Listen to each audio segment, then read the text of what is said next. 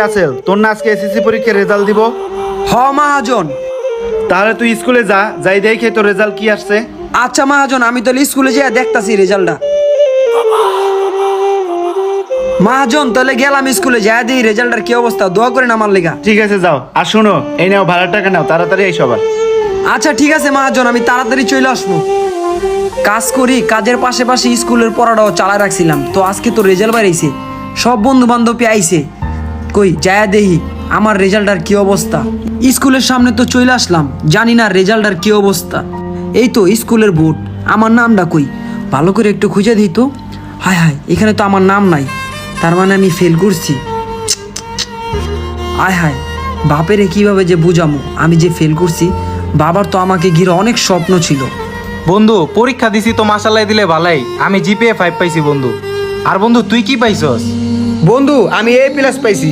আচ্ছা ভালো কথা, রাসেল আসে নাই? ওরে তো সকাল ধরে তো দেখলাম না। ওই তো রাসেল আইতাছে। এই রাসেল এদিকে আয়।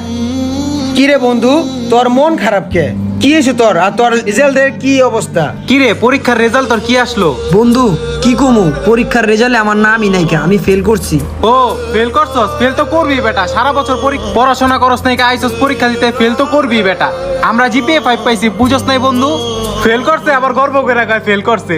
যা বেটা যা, জিপিএ 5 পাইছি, জিপিএ 5। আমি A+ পাইছি, A+।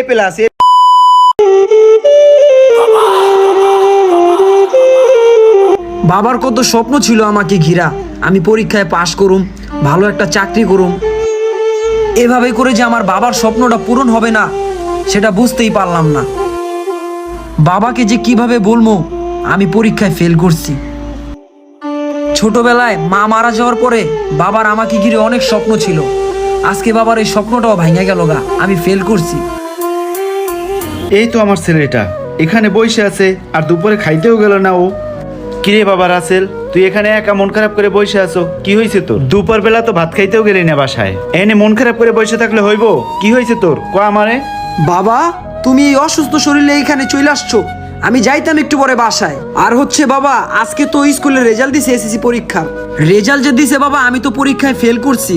আর বাবা তোমার তো অনেক ইচ্ছা ছিল আমাকে ঘিরা, আমি পড়াশোনা কইরা ভালো রেজাল্ট কইরা ভালো একটা অফিসারের চাকরি নেব, কিন্তু বাবা আমি তো পরীক্ষায় ফেল করে ফেলাইছি। বাবা তোমার স্বপ্ন মনে হয় বাবা আমি পূরণ করতে পারুম না। বাবা তোমার স্বপ্ন ছিল বাবা, পূরণ করতে পারলাম না, আমি পরীক্ষায় ফেল করে ফেলাইছি বাবা।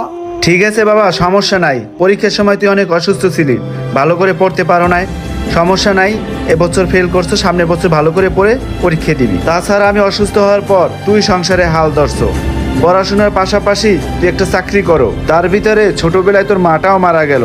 সমস্যা নাই বাবা, তোর মতো সন্তান যেন প্রত্যেকটা ঘরে ঘরে হয়। পড়াশোনার পাশাপাশি তুই কাজও করতে আছো, আর আমি তো স্টক করার পরে কিছুই করতে পারি না, সব কাজ কামই তোর করতে হয়। চল বাবা, এগুলো লয়ে মন খারাপ করিস না, চল দুইজন একসাথে খাওয়া দাওয়া করবো দুপুরে।